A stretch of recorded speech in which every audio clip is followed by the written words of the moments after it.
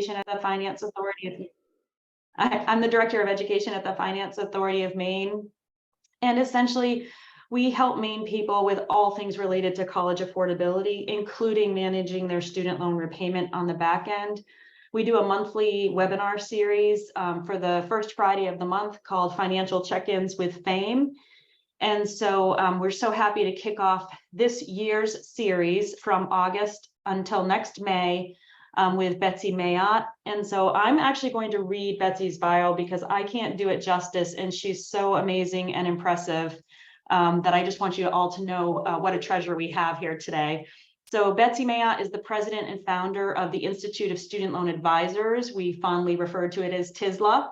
She's been working in the student loan industry doing compliance and advocacy work for over 20 years and has helped thousands of borrowers with their student loans. Some of you may have heard us chatting that she is often up until 1 a.m. every night right now because of how busy things have been. Betsy has served as a primary negotiator for several federal Title IV negotiated rulemaking sessions on topics such as the use of student loans at foreign schools, loan rehabilitation, and borrower defense to repayment.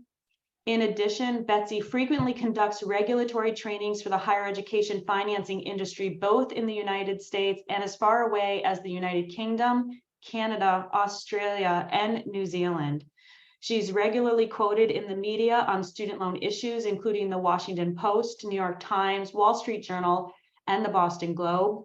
She was recently featured in Money Magazine as one of the top 50 influential change makers in America's finances.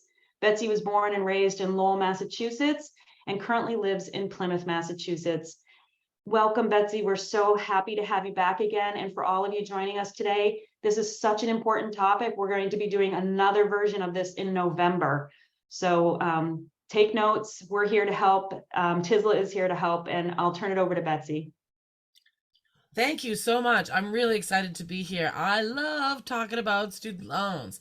And I want to thank Fame and the state of Maine for hosting this. We're in an extraordinary time for student loans, and it's going to continue to be an extraordinary and maybe challenging time over the coming months. And the more proactive education that we can provide to borrowers to help them navigate this, the better. And I want to congratulate all of you that have taken time out of your Friday to come listen to some lady talk about student loans for 90 minutes. Because you're doing yourselves a huge favor. The people that I see that are most successful in navigating their student loans are the ones that take a minute to read and listen to all the things. I'm going to shut the camera off because my face is not going to contribute a darn thing to this presentation. Excuse me. I also want to introduce Addison. Addison and our awesome team from Fame are going to be managing the Q&A for you. I want to set some ground rules for the Q&A. First of all, make sure you post your questions in the Q&A and not in the chat. If they get posted in the chat, they're not going to be answered. I'm not sure if they're going to be actually shutting down the chat at some point or not. The second thing is I'm going to ask you to hold off on your questions. I know that if you're here, you probably walked in the virtual door with questions already. Well, if I'm doing my job right, I'm going to answer that question along the way. So I'm going to ask that you hold off on your questions until I cover that topic. And then if you still have a question, ask away. They'll get, again, answer in the Q&A panel. Every once in a while, I'm going to take a breath and I'm going to ask Addison and the awesome team from Fame if there's any questions that they think might be good for the whole audience to hear. The other thing I want to mention is this is a public forum. It's being recorded, and that includes, the Q&A and so on. So this is not the best forum to put in extremely detailed personal information. You don't need the whole world knowing your business. As you'll see in a second, my organization, the reason we exist is to provide free student loan advice. So if you have a really personal, nuanced, detailed question, I suggest that you check out our website, which I'll cover in a second.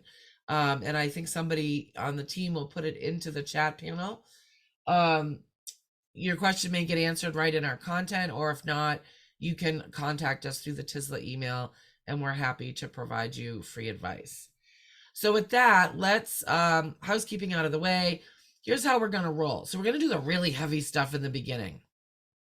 You might want to have a pen and paper available because we're going to really get in the weeds on some stuff. But at the end of each of those really weedy pieces, I'm going to give you sort of the simple takeaway.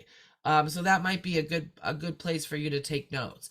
So first, we're going to do an overview of all the income-driven repayment plans because those are really important and useful tools as we get back into repayment that a lot of you may want to consider utilizing. In particular, we're going to highlight the new plan, which is a revised version of the existing repay plan that the Department of Education is calling SAVE. So we're going to get into the down and dirty on the new SAVE plan. Then we're going to talk about this another waiver that's in place. It's actually just starting to get implemented now. That's called the one-time account adjustment or the one-time income-driven plan adjustment. And especially for those of you that feel like you've been paying your loan since the earth cooled, this adjustment could actually get you, if not forgiveness right away, get you a lot closer than maybe you were before. So we're going to talk about that adjustment and how it works and what you need to do, if anything, to get it.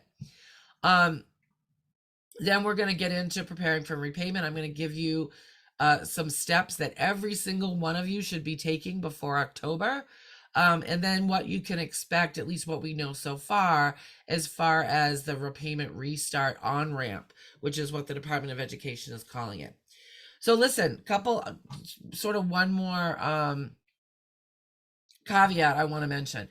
There's a lot of new stuff that's come out just in the past couple weeks. And in some cases, we're still waiting for guidance on some of it. So the vast majority of this presentation is fact. There is a small part of it that might be either speculation or me just making stuff up. I'm going to be super clear with you if it falls under those last two categories. If it's something that I'm saying that's just based on speculation or maybe unofficial chatter I've heard directly from the Department of Ed, or just based on my experience with past regulations, I will be absolutely sure to tell you which parts of those fall under those non-exact categories. So with that, let's get into it. So again, we're starting off with the income-driven plans. Now, when just from a vernacular perspective, as you'll see, there are multiple income-driven plans, and they all have their own acronym. Some of them are the exact same as each other, even though they're different programs. When I use the term income-driven plan or IDR, I'm referring to all the income-driven plans. So it's an umbrella term for all the plans. If I'm talking about something that's specific to a particular plan, such as Repay or Save, that's the term I will use as the name of that program. So just to make sure we're all speaking the same language. So I want to give you a little bit of background about the IDR plans. The first one was actually created back in 1994. And that program is called Income Contingent Repayment, or ICR. That program was and is only eligible for borrowers that had direct loans. Now, back before 2010, hardly anybody had direct loans. Up to 80 or 90% of all federal student loans that were made up until 2010 were federal loans that fell under what we call the FEL program, which stands for Federal Family Education Loan Program. And that program was not given eligibility for ICR, which again was the first income-driven plan. So when people sort of critique the IDR plans and say, well, they're not effective because look, hardly anybody's gotten forgiveness yet. Well, that's because there's been hardly anybody that has been on the plans long enough to get forgiveness. Because after ICR, the next income-driven plan didn't come on the market until 2009, and that's what we call old IBR. The rest of them, and the ones that are the cheapest plans and therefore more likely to be helpful to a student loan borrower, didn't come on, didn't get introduced via regulation until between 2012 and 2015. So despite the fact that technically the ICR plans have been around for decades, they've only effectively been around for not even 10 years for the most part. So keep that in mind. These dates are going to become more relevant to you as we talk about the forgiveness component of the IDR plans, as well as the one-time income-driven plan adjustment. Now, what all the IDR plans have in common. Now, As you're going to see, they're all exactly the same except where they're different. But what they all have in common is they all have a baked in forgiveness component. Whereas if you're on one of those plans or a combination of those plans for either 20 or 25 years, if there's still a balance at the end, then it gets forgiven. Now, this premise has sort of been conflated in the myths that surround student loans, where a lot of borrowers think that your loans just get forgiven once you've been in repayment for 20 or 25 years, and that's not true. You actually have to be on an income-driven plan, not necessarily the same one the whole time, but on an income-driven plan for that 20 or 25 years to get the forgiveness. All the income-driven plans base your monthly payment on a percentage of your discretionary income. We are going to define discretionary income in a minute, so hang tight on that one. They all, and we're going to do it with some mathematical examples. Part of defining discretionary income includes utilizing whatever the poverty level is for your family size and state. And depending on the plan, they either use the poverty level itself or 150% of it, or in the case of this new save/repay plan, 225% of it. The larger percentage of the poverty level they're using, potentially the lower your payment's going to be. The last thing that all these plans have in common is that they all require that you recertify your income on an annual basis, except during COVID, and we'll talk more about that in a minute as well. Okay, so as I mentioned, a lot of these plans have similar names. We love our alphabet soup in the student loan industry. What we have is what we call old IBR, or income-based repayment. That was the one that came on board in 2009. And it's the only income-driven plan that not only direct loan borrowers are eligible for, but also borrowers that still have loans under that old federal family education loan program. So that's the only income-driven plan that FFEL borrowers have access to. Then we have what we call new IBR. That came on board in 2014, and it's only for borrowers who only have loans that were taken out after July 1st of 2014, and it's only direct loans. Pay as you earn, again, is only direct loans. Revised pay as you earn /save, again, only direct loans. And income contingent repayment, which I mentioned is the grandpapa of the income-driven plans. Again, that's only direct loans. But something else that's unique to ICR is that it's the only plan that Parent Plus borrowers can get access to. And they can only get access to it if they consolidate their Parent Plus loans.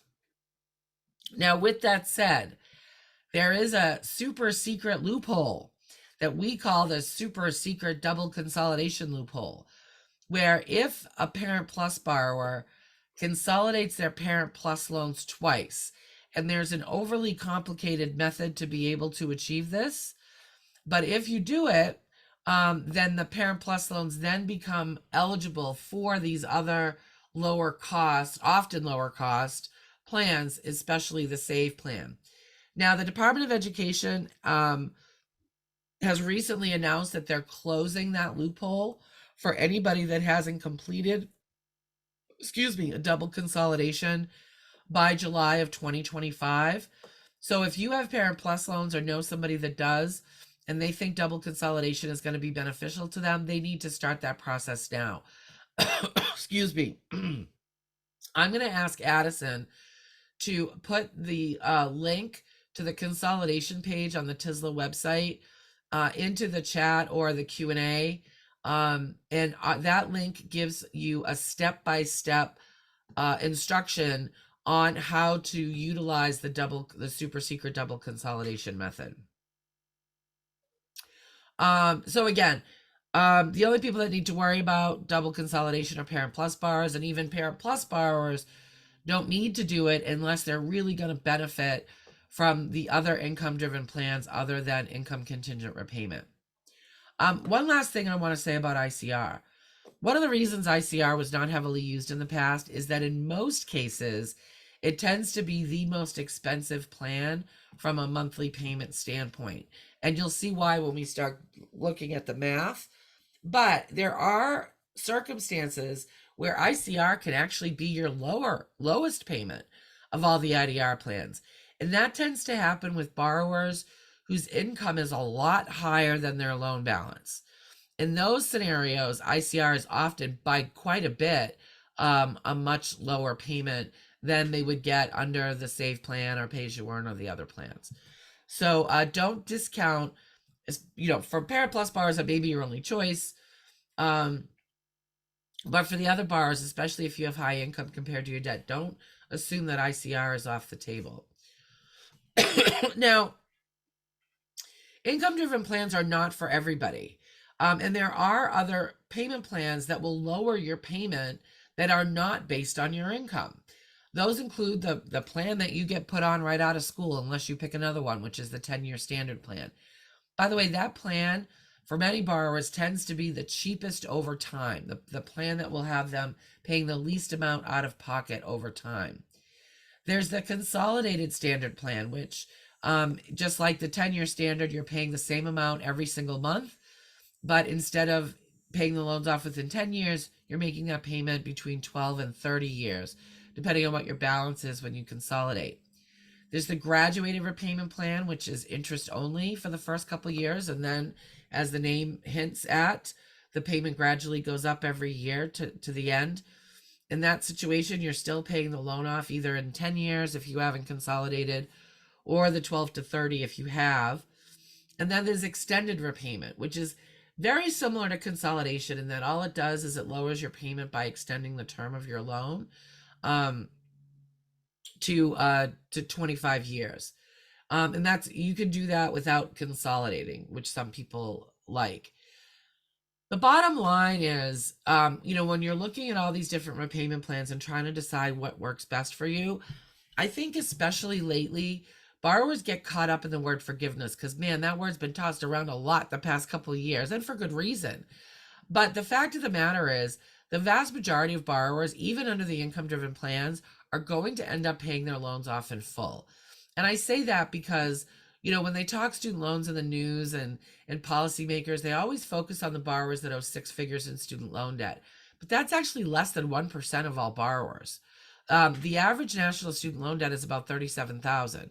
So again, even with the income-driven plans, the vast majority of people are going to pay their loans off in full themselves. So remember, the name of the game isn't forgiveness. The name of the game is paying the least amount over time out of your pocket. And for some people, that's going to mean pursuing a forgiveness program. But for other people, that's going to mean paying their loans off aggressively. Thankfully, there are tools out there that can help you make that decision. Now, I'm about to get into a bunch of math because I think it's important to understand the math, to understand how these plans work. Don't freak out. If you go to the studentaid.gov, which is the Department of Ed's website, there's something called the Loan Simulator tool. And that tool, you just have to punch your numbers in once, and it will tell you not only what your monthly payment will be under all of these plans that I've mentioned so far, but more importantly, what it's going to cost you out of pocket over time, and whether you might end up with some forgiveness, either under public service loan forgiveness, if you're working for a PSLF eligible employer, or under the income-driven plans. One last thing I want to mention about these non-IDR plans, all loans are eligible for them, whether they be FFEL loans or direct loans, or including Parent Plus loans. The only loans that aren't eligible for these plans are loans that are in default. All right, let's talk a little bit more about about this whole discretionary income concept. Now, for all the IDR plans, and this used to be different for Repay, but effective on July 1st, it's now the same across the board for all the income-driven plans. If you're married and you file your taxes as married, they're going to use both of your AGIs. They're going to use the total adjusted gross income for both of you when they calculate your income-driven plan amount. Now, if you both also have loans, this actually isn't a bad thing, because they will also, if you both get on an income-driven plan, they not only will take both your incomes into account, but they'll also take both your loan balances into account and sort of do the calculation together. and proportion out the payment between the two of you. So for many households that where both spouses have student loan debt, the way to get the cheapest payment, the lowest payment for the household, is for both of you to get on an IDR and continue to file your taxes as married. Now, for married borrowers who file their taxes as married filing separately, they're only going to use the borrower's income. The downside, so that will potentially lower the payment, especially if the other spouse's income is a lot higher. The downside to that is, remember I said that part of discretionary income calculation is they're looking at the poverty level for your family size and state. If you are married filing jointly, you can count your spouse in your family size. If you are married filing separately, you cannot. So to put that in perspective, and you'll see when I do some math calculations in a minute, if it's, let's say it's just you and your spouse, you don't have any other dependents, the poverty level for your family size, unless you live in Alaska or Hawaii, is $14,580 for if you were filing separately, because that is for a family size of one, and you can only count a family size of one if you file separately. But if you file jointly, you can count your spouse and your family size, and then the poverty level goes up to $19,720 for a family size of two. So that will lower that in and of itself will lower your payment. Now, a couple of exceptions to this are people that live in community property states. In that scenario, if you file separately, they actually take 50% of the total income between you and your spouse. What I have here is that there's an exception for the repay plan.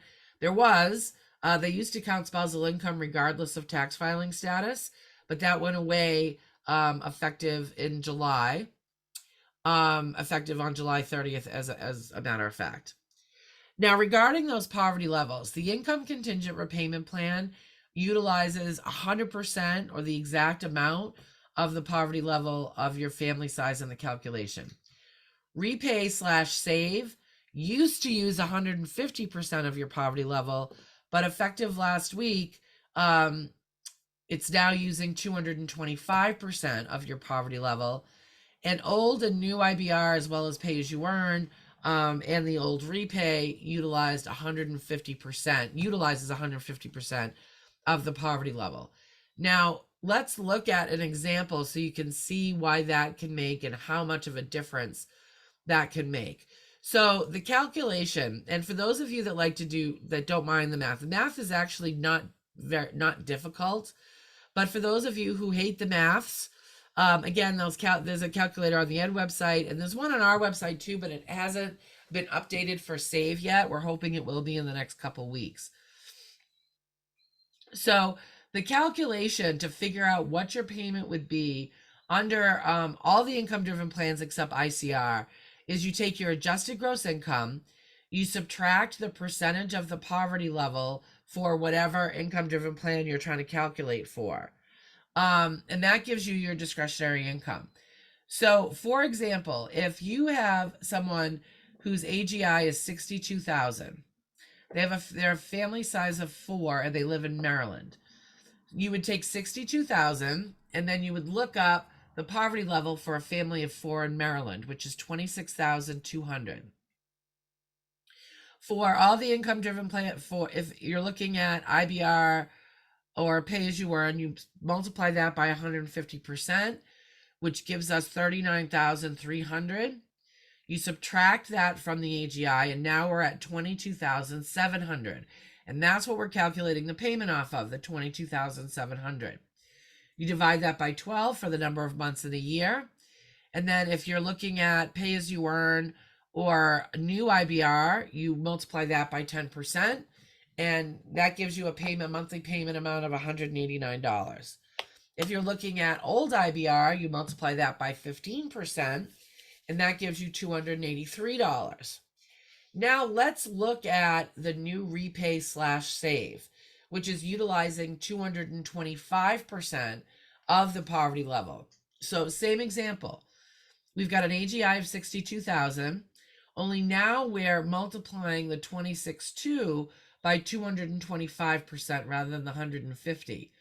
That gets us to almost 59,000.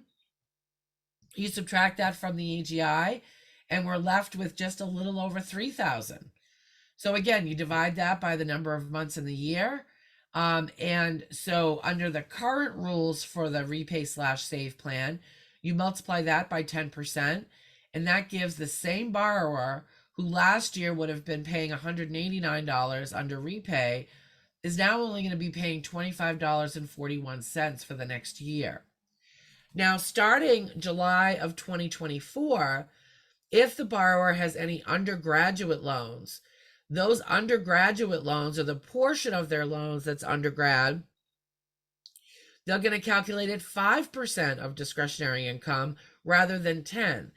So if our example borrower, let's say all of their loans are undergraduate, their payment next year is only going to be $12.70. And those payments count towards the 20 or 25 years needed towards loan forgiveness. So you can see why the White House was really excited to announce this new plan, because of, you can see the significant savings it's going to provide to an average family just on their monthly payment amount. All right, let's talk partial financial hardship. A PFH is required to enter into, for the first time, some of the income-driven plans, specifically old and new IBR and pay-as-you-earn. Repay/save and ICR do not require a PFH to enter them in the first place. Now, the flip side to that is if it's a plan that requires a PFH, and I'm going to tell you what a PFH is in a second, those plans cap the total monthly payment that you could ever have. So if your payment gets to, if your income increases while you're on either old IBR, new IBR, or pay as you earn, if your income increases to the point where your payment calculates out at the same or higher than what you would have been paying under the 10-year standard plan, they cap the payment at that. The payment will never go out any higher. Your income after that could quadruple. And as long as you don't actively leave the plan, it will never get higher than that 10-year standard. ICR and repay/save, which don't have a partial financial hardship requirement, they also don't have a cap on the payment. So if your income keeps increasing to the point where your ICR or repay/save payment is higher than what you would pay under the 10-year standard, that's still going to be your payment. You could, if you started making $4 billion, your payment under those plans could be $1 million. Obviously, I'm exaggerating, but I'm doing it to make a point. And that's not necessarily a bad thing. Remember, the name of the game is paying the least amount over time. And unless you think that there is a way for you to get forgiveness, that forgiveness is going to be what costs you the least amount out of pocket, it's probably not a bad thing to, as your income goes up, organically let the payment go up under the ICR repay/pay plans. Where the 10-year cap can become really important to borrowers is especially borrowers who might be really close to forgiveness just within a couple years. So it's important to that, but their income has also gone up pretty dramatically. So that's someone who may want to stay on the IBR or pay plan to make sure that their payment is capped at that 10-year standard amount. So to give you an example, if we go back to the example that we used on the prior slide, where you have a borrower whose income is $62,000 and they have a family size of 4, let's assume that borrower owed $60,000 in student loans. The 10-year standard amount for $60,000 is $720 a month. So if you were on the 10-year standard plan, if you made payments of $720 a month every month for 10 years, you would pay the loan off. Obviously, $720 is higher than all the amounts that we saw on this prior slide. It's higher than the $189. It's higher than the $283. So this borrower would be seen as having a PFH, and therefore, assuming all other eligibility criteria was being met, they would be able to enter into and get on either pay-as-you-earn or old or new IBR. But again, there is no income minimum or income cap for pay as you earn or revised pay as you earn, or I'm sorry, there is no income cap or income minimum for revised pay as you earn / save and for ICR. There, but you do have to have a PFH to get into the other three.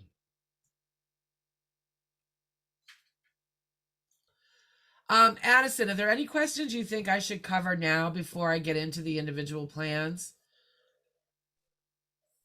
No, these Mainers are a fairly quiet bunch today. Okay. Famers, anything you think I should cover? No, I think we're all set, Betsy. Thank you. Okay, let's do this. All right. So now that you guys have the building blocks of all the income driven plans, I am going to explain each individual plan to make sure all the pieces match together. And again, don't feel overwhelmed. I'm not going to tell you your feelings, but try not to feel overwhelmed because you don't have to memorize all this stuff. We have a chart on our website that does a side-by-side comparison of all the plans, and it has all these gory little details in there. So don't fret about it. So old IBR, again, this is the only income-driven plan that FFEL loans are eligible for. So all FFEL loans, all direct loans, with the exception of Parent Plus in either program, the only way a Parent Plus borrower could get access to old IBR is through super secret double consolidation. Old IBR uses 15% of your discretionary income, so it tends to be one of the higher monthly payments amongst the IDR family. You do need to have a PFH to get into it in the first place. Now, there is an interest subsidy, a limited interest subsidy that's part of old IBR. What it is any subsidized loans you have, which would be subsidized Stafford loans, the first 3 years that you're on the plan, if your monthly payment is less than the amount of interest you accrue in a month, then for the subsidized portion of your loan, the government's going to waive whatever interest isn't covered by your calculated monthly payment, only on the subsidized loans and only for the first 3 years that you're on any income-driven plan. So this is what we call a borrower-based benefit, not a loan-based benefit. A borrower-based benefit means that the benefit is based on the borrower, and each individual loan doesn't get their own benefit. So the reason I bring this up is we've had this question before from some savvy borrowers that wondered if, so this particular interest subsidy is essentially available on all the income-driven plans except ICR. So we had borrowers that thought that if they spent their first year on old IBR and then spent their second 3 years under, say, pay as you earn, they could get that an additional 3 years of this limited interest subsidy. And the answer to that is no, because again, this is borrower based and each borrower only gets this particular benefit once. Now, old IBR also has a baked in forgiveness component, and that's after 25 years of either being on this plan or a combination of the IDR plans. All the income-driven plans cross-pollinate. So from a forgiveness standpoint, so you do not have to be on the same IDR plan for the whole 20 or 25 years. And 25 years is the forgiveness, and what they forgive you under is based on what plan you're on once you reach that particular finish line. So if you're on old IBR, when you hit 25 years, then that's what they're going to base your forgiveness off of. And the 25 years applies regardless of what kind of loans you have: undergrad, grad, FFELP, direct, parent, double consolidated, Parent Plus, etc. New IBR is only direct loans, no Parent Plus unless they're double consolidated, and it's only for borrowers who their entire loan history started on or after July 1st, 2014. Now, if you had loans that you took out prior to 2014 and then loans you took out after 2014, and you have since paid off the pre-2014 loans, congratulations, but you're still not eligible for new IBR. If loans exist at the same time, they essentially taint each other forever. So again, essentially your entire loan history had to have been on or after July 1st, 2014. in order to be eligible for new IBR. New IBR uses 10% of your discretionary income rather than 15. You do need a PFH to get in it. It has the same 3-year limited interest subsidy for the subsidized portion of your loans only. This plan forgives after 20 years rather than 25. And that's for any loan under that program at the time that you hit the 20-year mark. Now, there is a new caveat for who can enter into new IBR. Effective next July, if you have been on Repay/Save for at least 60 months, they are not going to let you into new IBR. Now, the reason for this is they're trying to make sure that there's no loophole for borrowers with graduate loans or double consolidated Parent Plus. As you'll see when we get to Repay/Save, the forgiveness for Repay/Save is 20 years if you only have undergraduate loans. It's 25 if you have even one graduate loan or even one double consolidated Parent Plus. So they're trying to avoid a scenario where a borrower can be on Repay/Save at a lower payment, and then at the last minute, right before they hit the 20-year mark, flip over to either pay as you earn or new IBR to get forgiveness after the 20 years. So that's why they're not going to let anybody into new IBR who's been on Repay for at least 5 years. The interest subsidy on new IBR, as I mentioned, is the same as old IBR, and of course, forgiveness is after 20 years. Pay as you earn. Pay as you earn is the fraternal twin of new IBR. It acts exactly the same way. The only difference between the two plans, between new IBR and old IBR, between new IBR and pay as you earn, is whereas to be eligible for new IBR, you have to have your entire loan history exist on or after July 1st, 2014. For pay as you earn, you have to have no loans prior to October 1st, 07, and at least one disbursement of a loan on or after October 1, 2011. So some of you may be sitting there going, well, that's oddly specific. And also, why the heck do they have two plans that are essentially the same except for the eligibility date? The short answer for that is politics. I could give you the longer answer. It's kind of a nice little once upon a time story, but we don't have the luxury of political fairy tales right now. So I'm going to skip over that. If we have time at the end and people care, then I'll tell the story. But again, pay as you earn and new IBR are exactly the same except for that the loan date eligibility. One thing to know about pay as you earn though is it's going away. They're sunsetting this plan to make things less complicated for borrowers. If you are not actively on pay as you earn on July 1st, 2024, even if you'd been on it before, but you've since gotten off, you will never be able to get on it. So if you're someone who pay as you earn is going to be beneficial, probably you have graduate loans, then you want to make darn sure that you are actively on pay as you earn on July 1st of next year and that you never get off of it again. Otherwise, that door is going to be shut to you forever. All right. The moment I think many of you were waiting for and why you logged in to begin with. Let's talk about the new version of revised pay as you earn, Repay, which is also being called Save.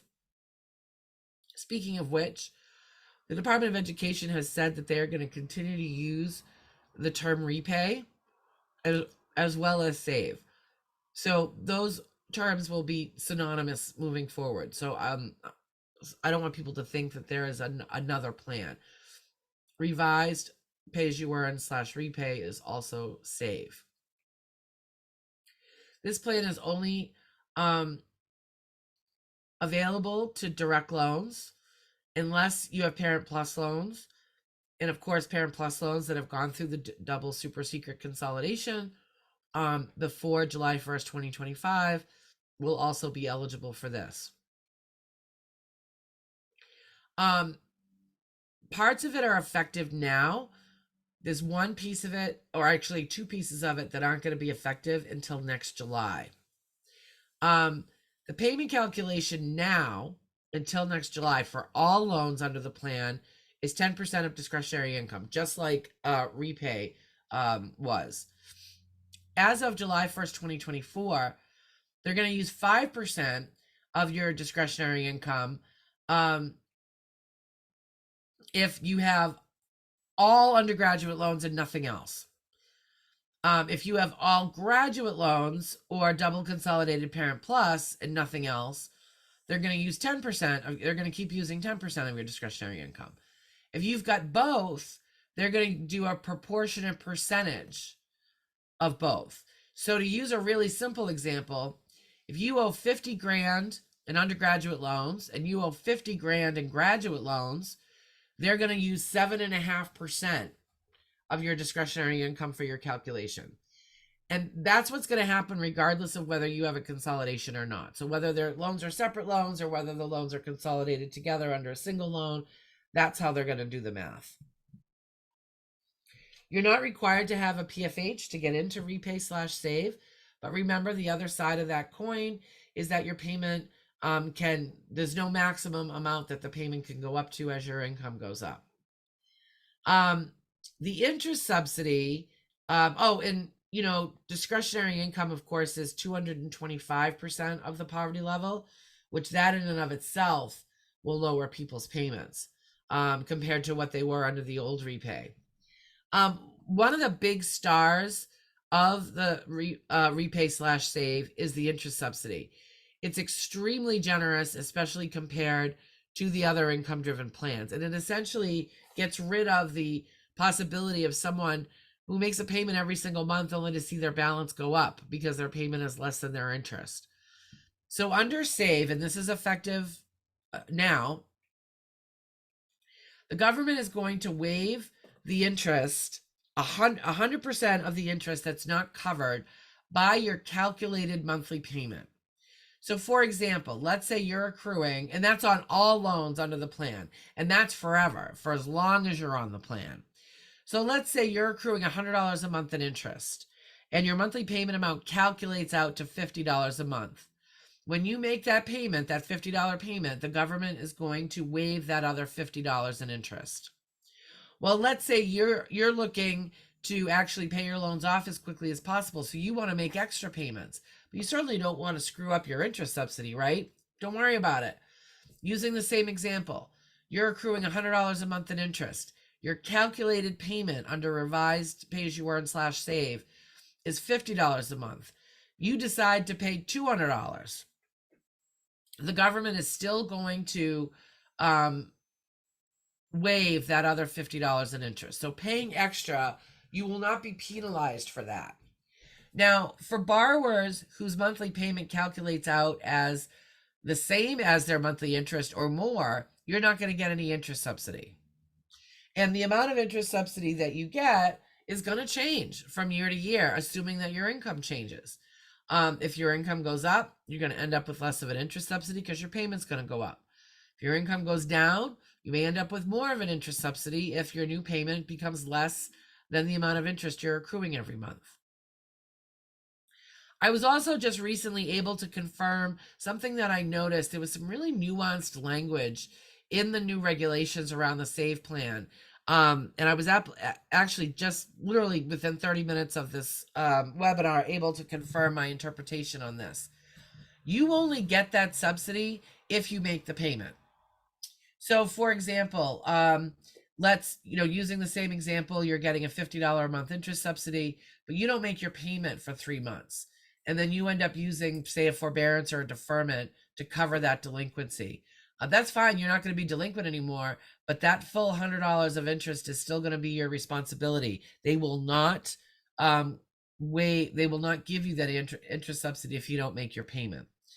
Of course, I don't even know if I want to call it an exception. Under all of these plans, all of these income-driven plans, if your income's low enough, you can end up with a $0 payment. Obviously, there's no, that sounds to me like if a tree falls in the woods and there's no one there to hear it, does it make a sound? Well, is a $0 payment really a payment? It actually is in the student loan world. It doesn't mean you guys have to write out a check for $0. But what it does mean is that a $0 payment counts towards forgiveness under these plans as well as PSLF, whereas not being due for a payment, such as being under deferment or forbearance, does not in many cases. Also, if you have a $0 payment, 100% of your interest is getting subsidized. And they don't want you to, go into, suddenly become a mime and pretend to make a payment in order to get that subsidy. If you have a $0 calculated payment where you're like getting bills for $0, you will get that 100% interest subsidy. Now, the forgiveness time frame, and I mentioned this before, but I'm going to reiterate it.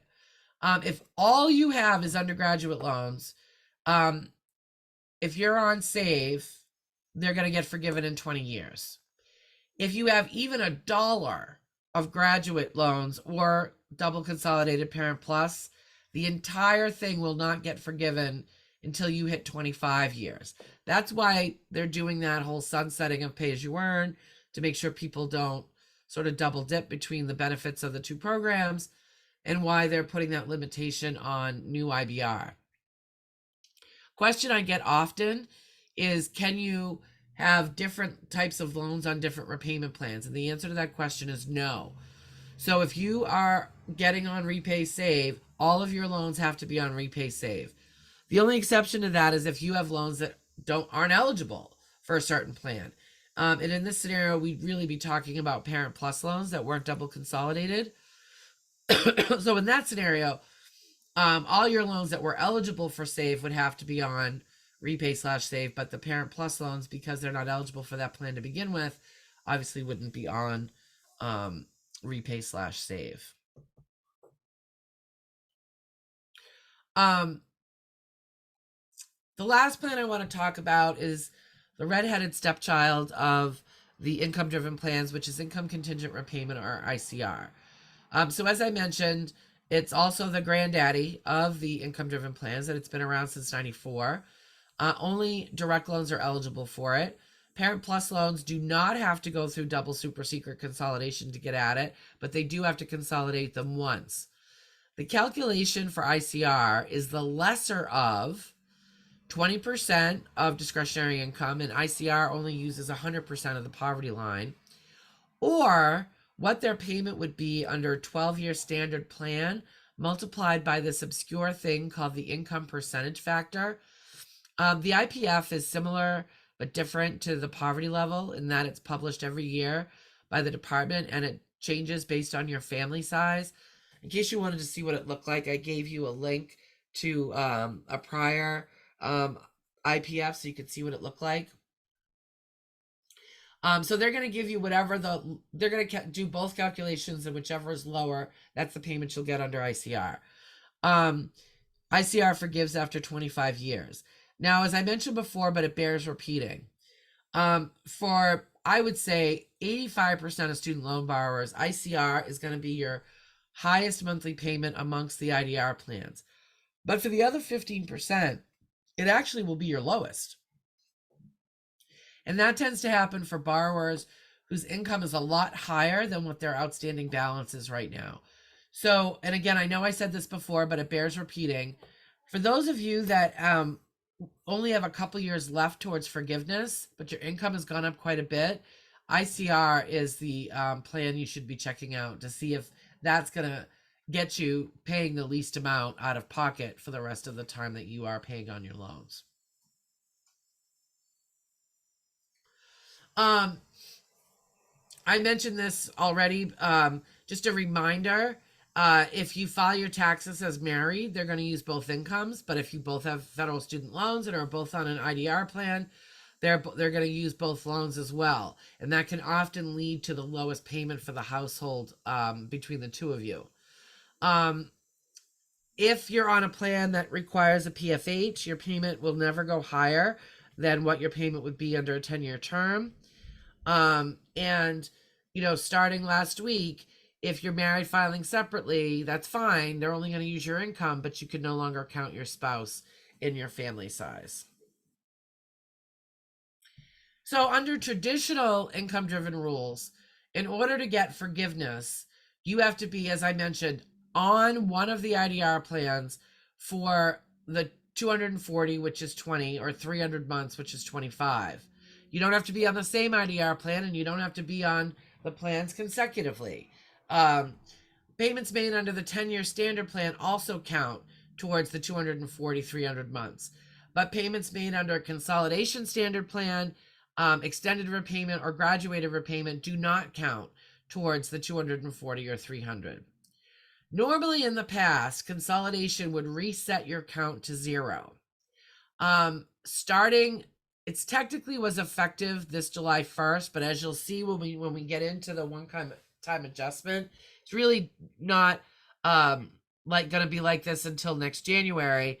If you consolidate after the end of this year, your account won't reset to 0, but what they'll do is a weighted average of the counts of your underlying loans. So if you have some loans that had a count of 50 and some loans that had a count of 100, and you consolidate after this December, your consolidation loan, and assuming that both, you owed 50 grand in loans that had a count of 50, you have 50 grand in loans that have a count of 100, your consolidation loan would be $100,000 and have a count of 75, because again, they do a weighted average. For income-driven plan forgiveness, your employment status or employer is not relevant. It doesn't matter who is making the payment. That tends to come into play most often with people with Parent Plus loans. Oftentimes, the student borrower is the one making the payment. That's fine, but they're going to base the payment on the income-driven plans off of the parent borrower's income, not off the income of the person who's actually making the payment. And a question we get often is there a way to stay under the federal program and change the name that the Parent Plus loans are under? And the answer to that question is very short, in that it is no. You can put them under someone else's name by refinancing into the private loan program, but that's a terrible, terrible idea, because it would be losing access to these income-driven plans and all the other federal protections and safety nets that are out there. And there's no take-backsies. So don't do that. As I mentioned before, all of your eligible loans have to be on the same plan. And any income-driven payment also counts for public service loan forgiveness, assuming all the other eligibility is there. Most importantly, that the borrower at that time is working for a PSLF eligible employer for at least 30 hours a week. All right. The last thing I want to mention about forgiveness under the IDR plans under traditional rules is what their count, which boxes they're checking for the 240 and 300 payments. So obviously they're going to count any payment made under an income-driven plan, including a $0 calculated $0 payment. Effective July of next year, they actually are also going to allow defaulted borrowers to get on old IBR while they're in default. And if they do that, they will count those periods of default, but only those periods of default. Effective a couple weeks ago, they're also counting any period that you're in a cancer treatment deferment, a rehabilitation training deferment, an unemployment deferment, economic hardship, or military service deferment. So all of those months will also count to moving forward towards the 240, 300 month. And then effective next year, they're also going to count forbearances as long as they were forbearances for national service, Chapter 13 bankruptcy, or some administrative forbearances. All right, so that's all the rules for the income-driven plans, and those are going to be important to know moving forward, because those are the rules that are going to apply moving forward. Before I get into the waiver, are there any questions, Addison, that you think I should address to the group?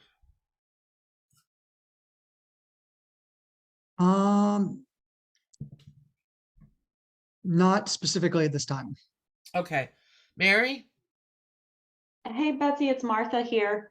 I did get one question and it's somewhat philosophical, but do you have any insight as to why SAVE is not being offered to Plus or Plus consolidated borrowers?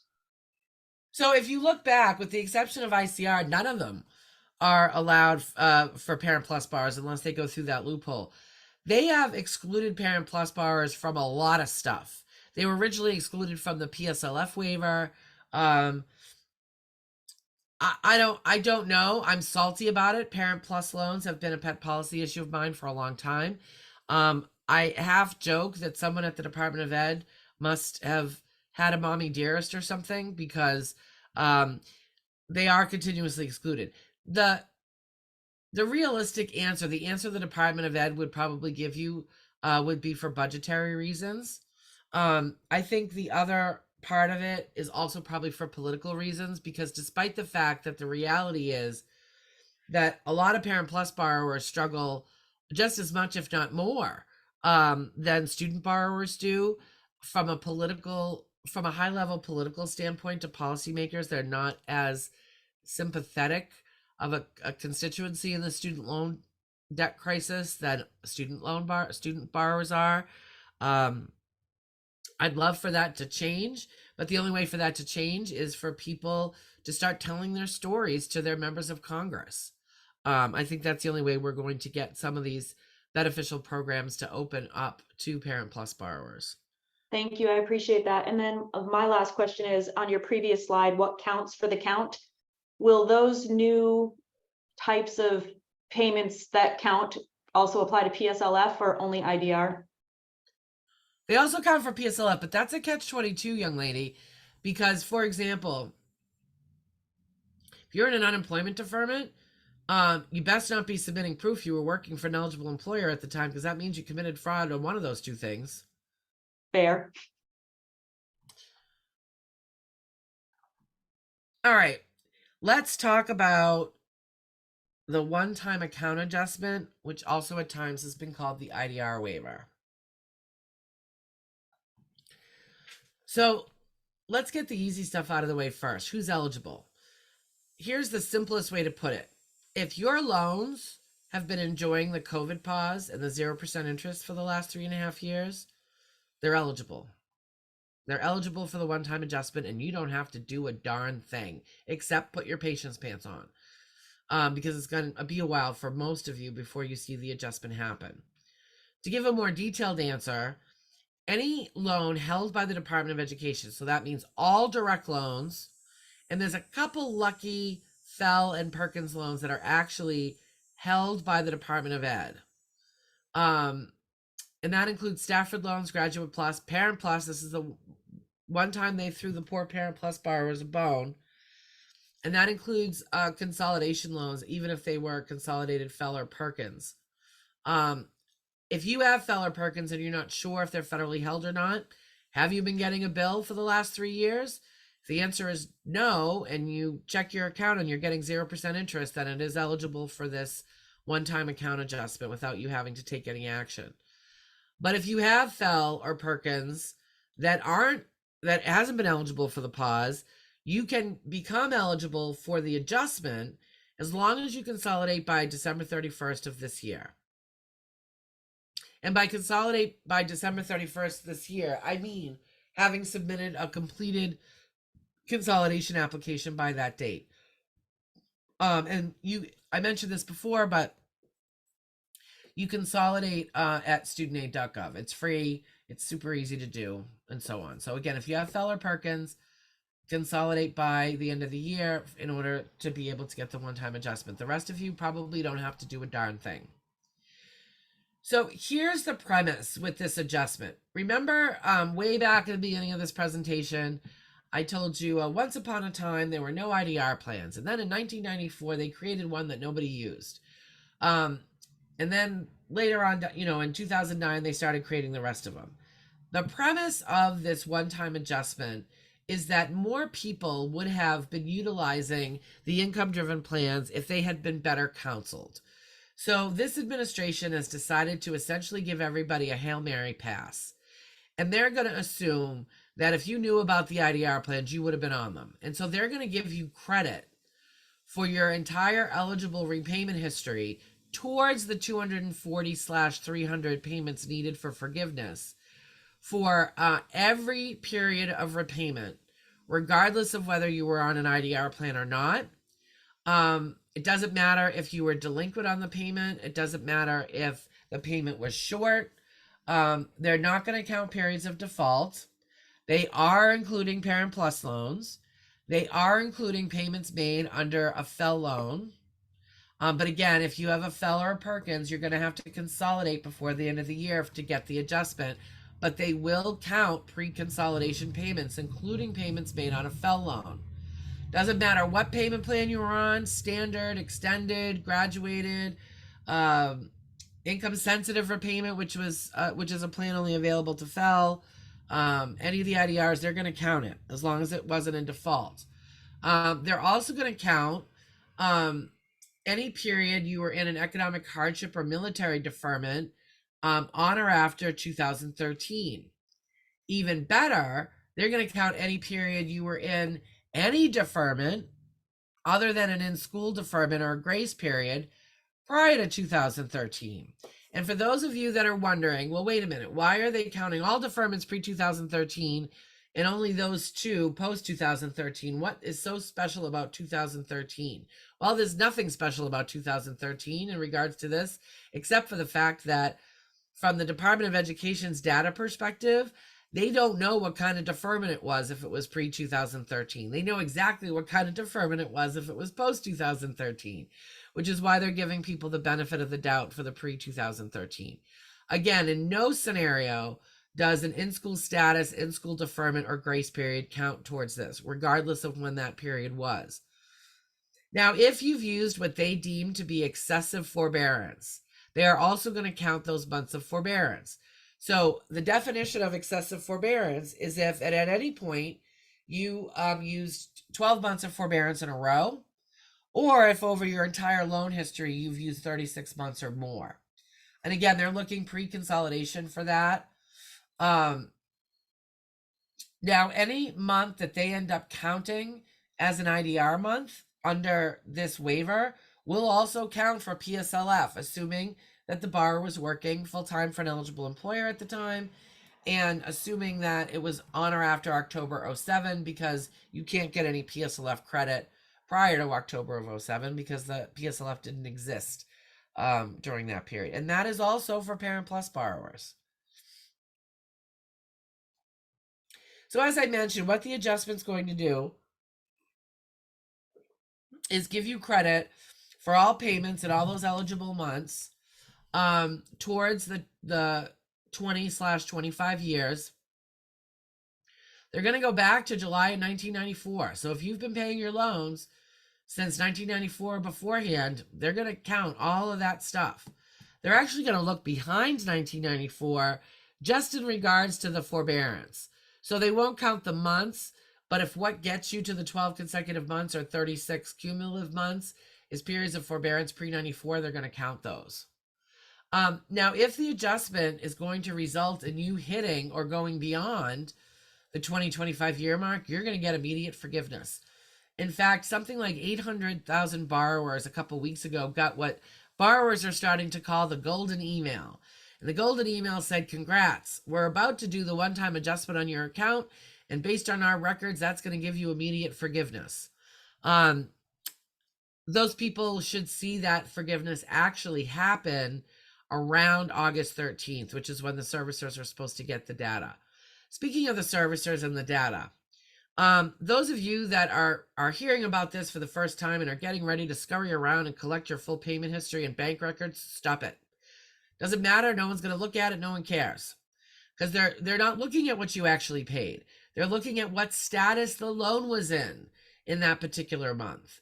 If you want to get an idea of what your count might be, you would log into studentaid.gov, go to your loan history, and click on the loan details. And that's going to show you a very difficult to read text file that will contain your entire loan status history.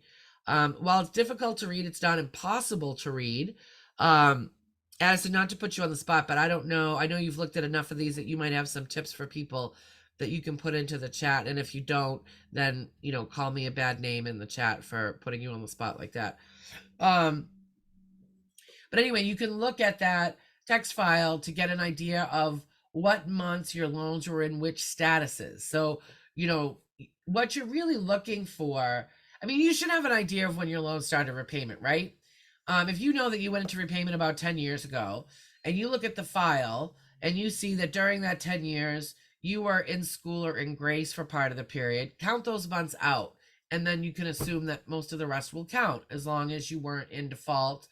As far as whether the only wild card is forbearance, but you should be able to use that text file to get an idea if you ever had 12 consecutive months of forbearance, or if you used more than 36 months of forbearance. Don't call your servicer and ask what your count is. They don't know. The only way they would know is if you have been with the same servicer since day one and that you've always been on an IDR plan from day one. The servicers are not going to know what your count is otherwise, so please don't ask them what it is or ask them to do the research for you because they can't. They're getting their data from the Department of Ed, and the Department of Ed is getting their data, for the most part, from that same file that I just suggested that you look at. Now, they've got some other data in the background, and then they're also making some data assumptions that may not be reflected in that, but to get, you know, at least a general idea of where you're at, that's the best way to do it. To find out exactly where you're at, to use one of my favorite phrases, you're going to have to put your patience pants on. And you're going to have to wait till they do the actual adjustment on your account, which we're going to talk about in a second.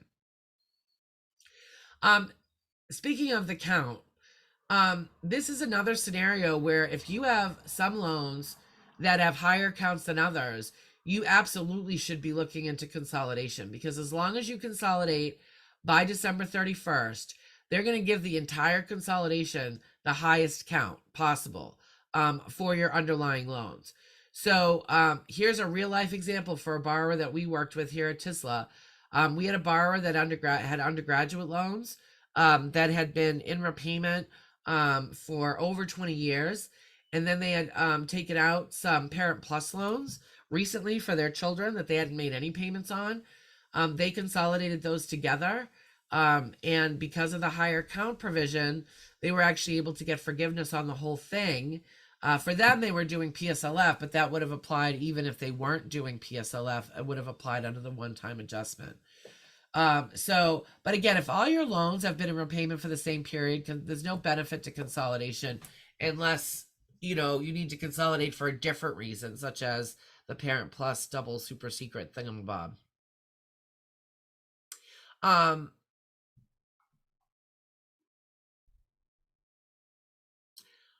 I think now's probably a good time to ask if there's any other questions.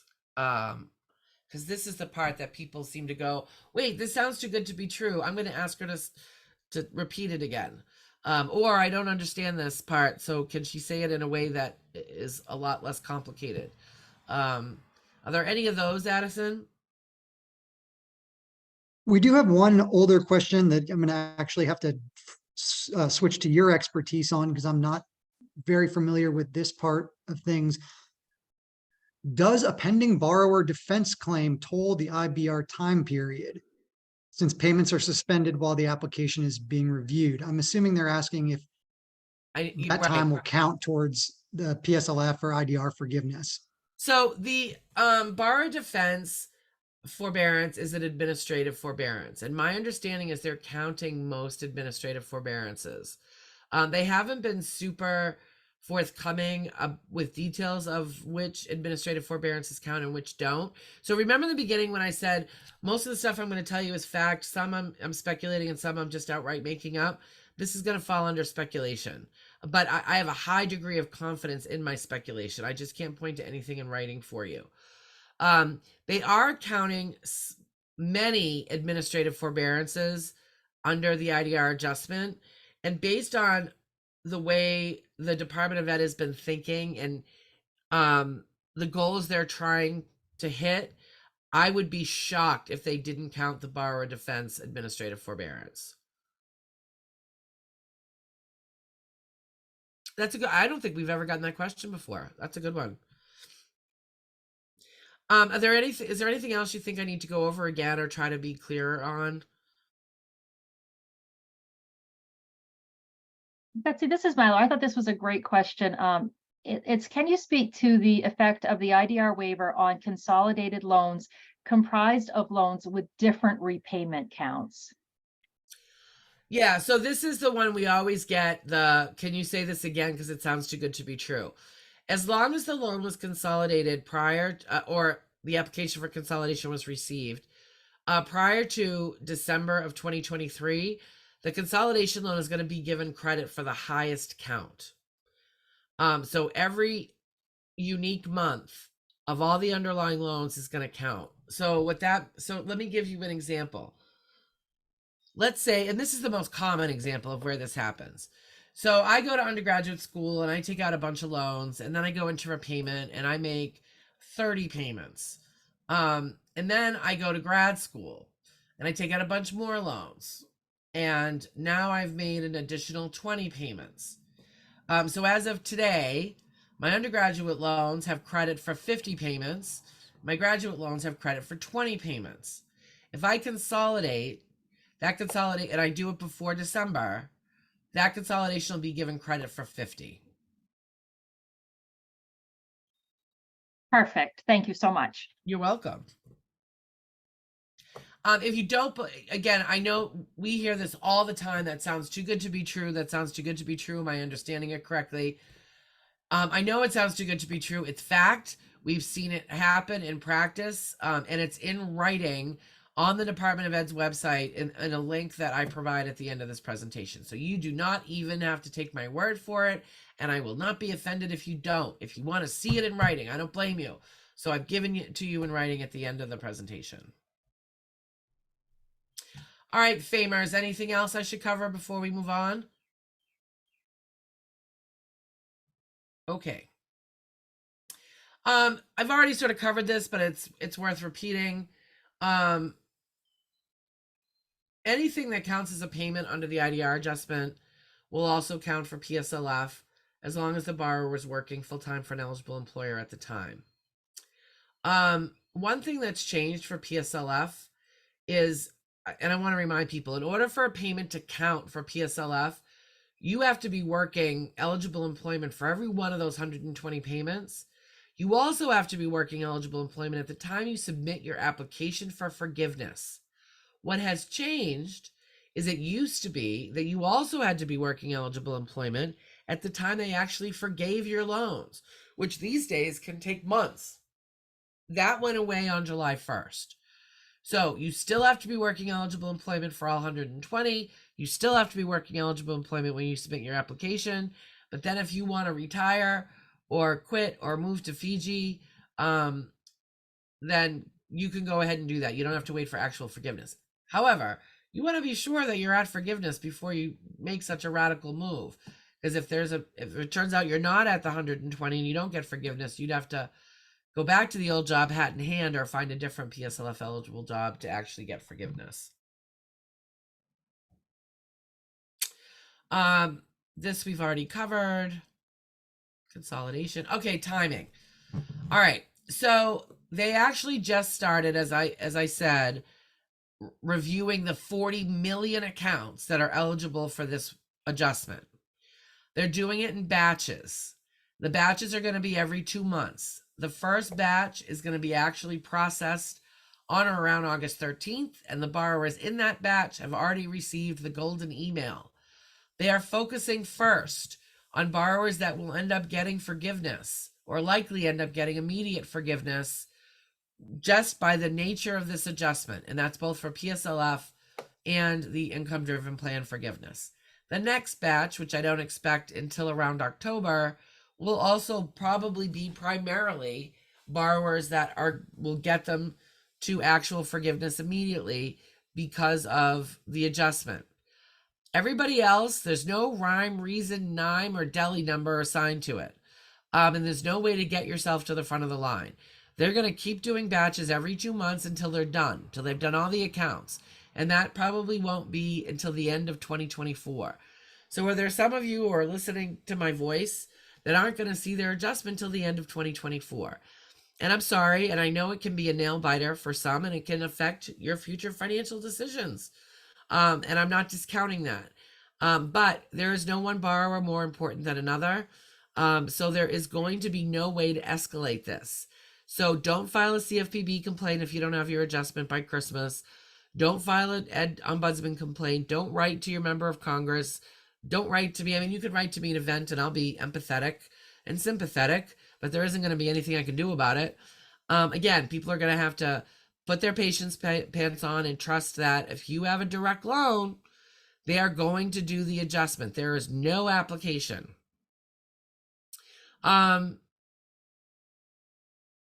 Now there is going to be also a buyback option, or it's also being called hold harmless, for periods that don't count under the waiver. That the way it's going to work, our understanding is that essentially if you want to buy back something, the most common example is going to be these in-school deferment periods. They'll have you pay the equivalent of your income-driven plan amount, and then you'll be able to get credit under the IDR forgiveness for it. The hold harmless / buyback is not available yet. I don't think it's going to be available until late fall at the earliest. You are not going to be able to do buyback ever for any periods prior to a consolidation. So for those borrowers who are like, well, wait a minute, I could really benefit from some in-school deferment time doing a buyback. I'm going to hold off on consolidating. You certainly have time to hold off to wait and see, because, you know, as far as fact, speculation, and making stuff up, when hold harmless is going to be available and how long it will take to process once it is available falls under the category of speculation / making stuff up. And of course, you have until December 31st to apply for consolidation to get the higher count. But based on my experience with how long things take to process, I think even if they made hold harmless available by, say, September, I'm not sure you'd have time to both do hold harmless and consolidation. But you should not take my guesswork and gut instinct as fact, because it's not in this case. Again, you don't really have anything to lose by waiting to consolidate, just in case they bring hold harmless up before that and the processing time is faster than I think it's going to be. But I'm just trying to set expectations. Okay. We've got about 10 minutes, which is fine to go through repayment restart, because all the stuff we've covered up to now was the heavy, complicated stuff. The rest is like fun facts and logical steps to take and good things to know.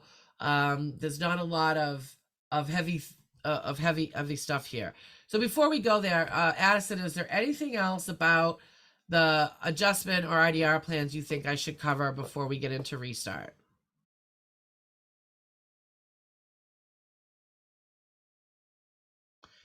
And you're either thinking or on mute. Nope, just thinking. I don't think anything. It's a lot of specific questions. All right.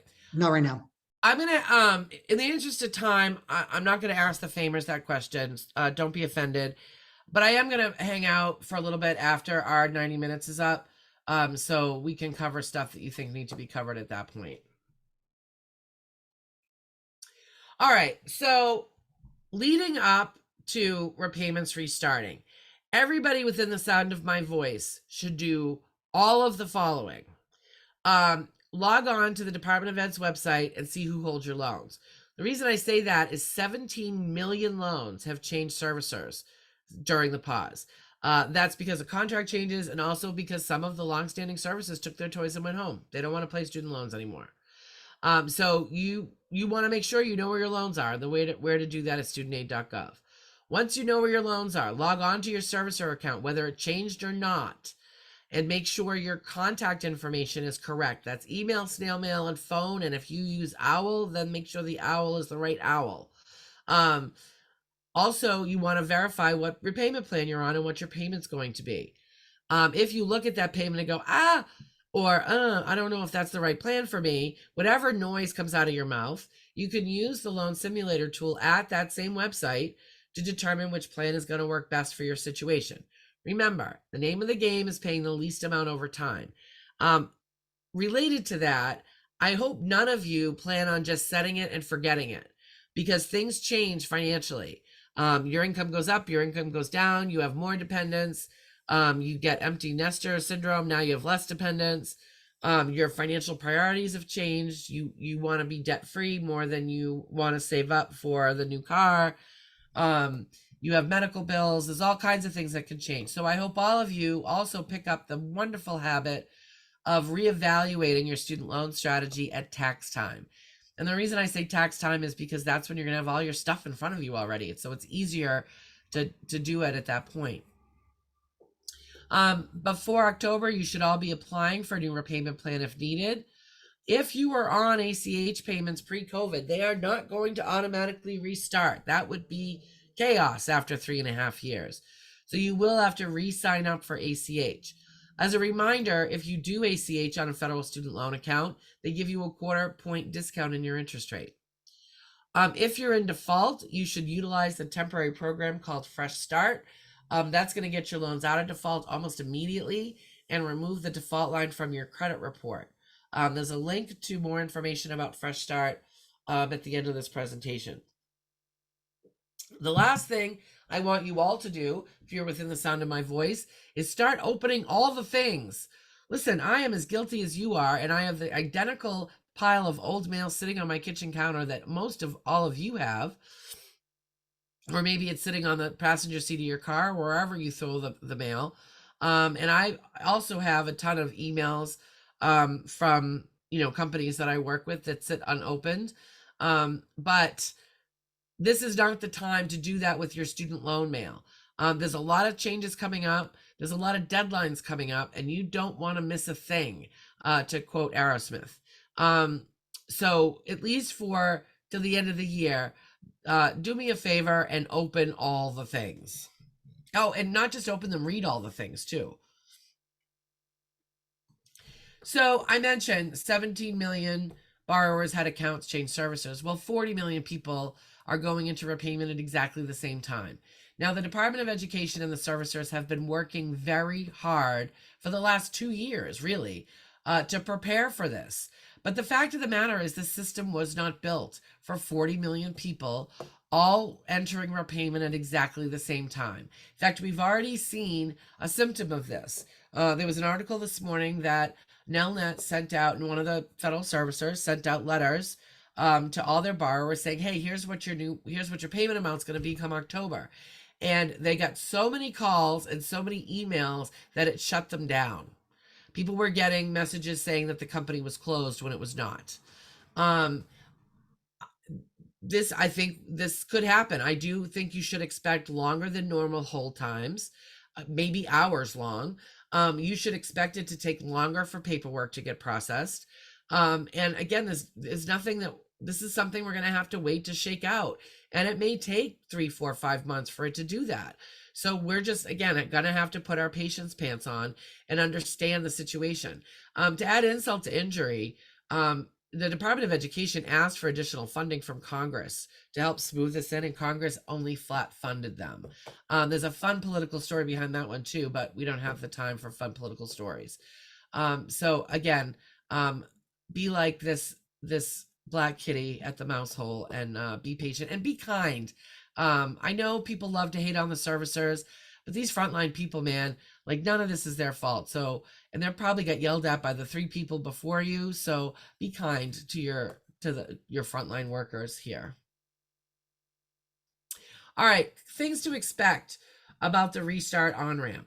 The department recognizes that there may be chaos here, and that it's been 3.5 years. So they're trying to create a soft landing as possible that they can do legally under the law. So here's what you need to know. Interest starts accruing September 1st, full stop. Borrowers' first payments are going to be due in October, full stop.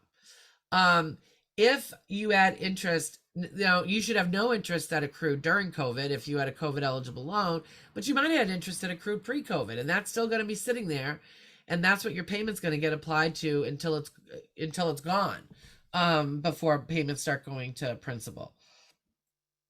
If you were on an income-driven plan prior to COVID and haven't made any changes, you're still on that plan and that's still your payment. And you're not going to be required to certify your IDR plan again until at least 6 months after the pause. So for example, if your regular certification month is October, you're not going to be due in October. You're probably not going to be due until next October of 2024. If your normal recertification month is, say, April, you're going to be due in April to recertify. They are not, even if you miss or are late on payments during the 12 months after repayment starts, there will be no negative credit reporting and they're not going to default you. Now, it doesn't mean you're not going to be due the payments. And if you don't make the payments, they're not going to count for IDR or PSLF or anything else. The next thing I'm about to say falls under speculation / chatter / making stuff up. A lot of what I'm about to say is what the plan was 2 years ago. I have no reason to believe that plan has changed, but it could have. The way I think they're going to do this on-ramp is that if you get to the 90-day delinquency point, they're going to automatically put a 3-month forbearance on the account. So you're not going to be delinquent anymore. And that's why it's not going to affect your credit. And that's why you won't end up defaulting after missing 9 months worth of payments. But you're not going to get, if you're on an IDR plan that has an interest subsidy and you don't pay on those months, you're not going to get that interest subsidy. Your full interest is going to be due. The other thing is you should still expect to get collection calls. The White House announcement about the on-ramp specifically says you won't be getting calls from any collection agencies. That's a clever wordplay. Outright collection agencies are not involved in the student loan process unless you're in default. So that statement the White House made is true.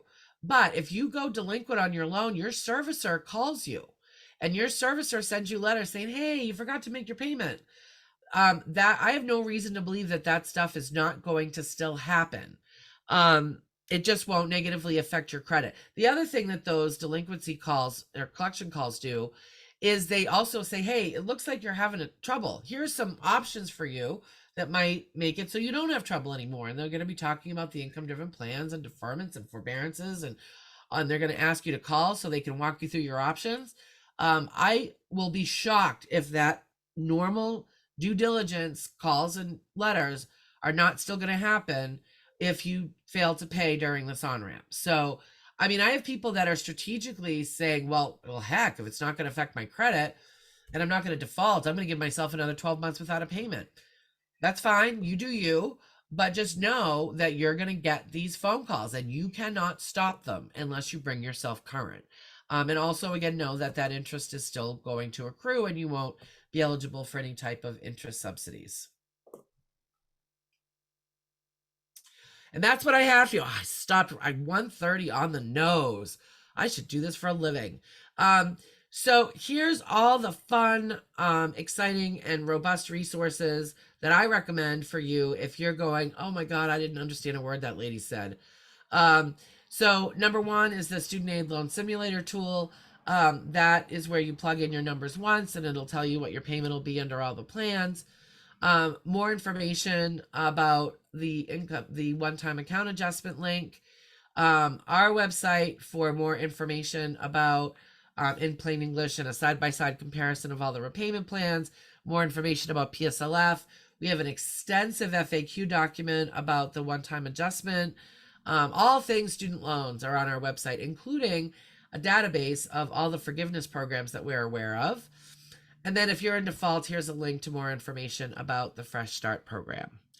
So that's what I had for you. I appreciate those of you that stuck with me. I am happy to hang out for another couple minutes to answer more questions. But in the meantime, I really, really want to thank the state of Maine and in particular FAME for sponsoring this webinar. I am a firm believer in providing proactive education to borrowers. Again, TSLA's whole mission is to provide free student loan advice. So don't forget, people can email us through the TSLA email.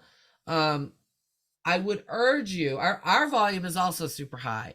So I would urge you to please read the web pages we have on the topic you're asking about in case that answers your question. We love getting questions, and I am by no means trying to tell people not to ask us. But if we've done our job right, maybe we've already answered the question on the website. So I would ask that you do sort of take a look at that. Mary or anyone else have anything they want to add before I check to see for final questions?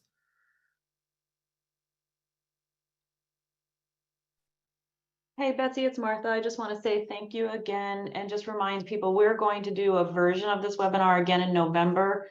And part of the reason, as you saw in the presentation, is there are deadlines that are popping up December 31st. So we didn't want to wait until then. So that's why we did August, but then again in November. And we'll even learn more as people roll into repayment. So we'll see what the landscape is like. So just a reminder to folks. Thank you, Martha. And I'm sorry I keep calling on Mary when it's you doing all the spokespersoning. Oh, it's all of us. We're all good. We're interchangeable. We're 3 M's. That's right. You are 3 M's. This is Mylan. The only thing I would say is I just want to remind people that we have recorded this webinar. We will send it out to everyone who is registered, the link to it, and it will also reside on our website and on YouTube. So it will definitely be available for people who want to re-listen or share with others. All right. Starting with Addison, is there anything you think I should cover again or a question you think I should answer? There did seem to be a few questions that were a little bit of confusion over exactly what the IDR adjustment would do. All right. So some people thought it might change their payment amount or give them credit for payment amounts, but if you want to go back into the adjustment itself, that might be helpful. Yeah, sure thing. The adjustment, so in order to get forgiveness under the income-driven plans, you need to be on an actual income-driven plan for either 240, which is 20 years, or 300 payments. The adjustment's going to give you credit towards the 240 and 300 for periods that you weren't on an income-driven repayment plan. That doesn't mean they're going to credit an actual payment, but let's say today your balance is $27,000 and you've never been on an income-driven plan before, but you've been in repayment for 5 years. Once they do the one-time account adjustment, your balance is still going to be $27,000, but now you're going to have 60 months credited to your account towards the 240, 300. So if you then got on an income-driven plan and accrued the rest, your balance would be forgiven.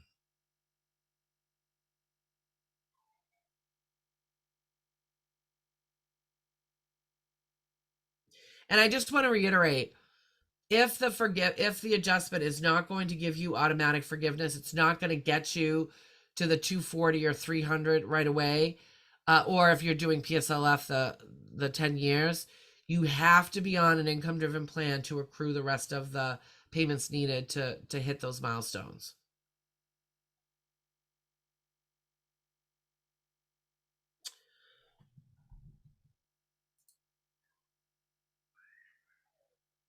Any other questions?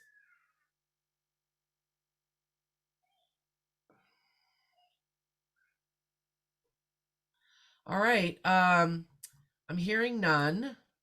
So I'm going to say another thank you to all the people, especially the Famers and Addison for manning the Q&A. I could not, you guys are the real MVPs. I had a lot of fun. I hope you guys learned something and that I clarified things for you. And I hope everybody has a nice weekend.